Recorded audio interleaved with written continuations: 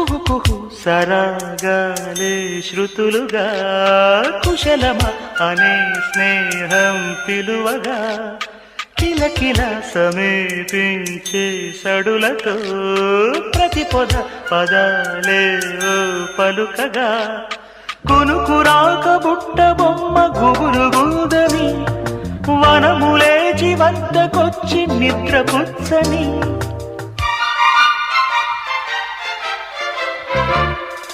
జామురాతిరి జాబిలమ్మ జోలపాడన ఇలా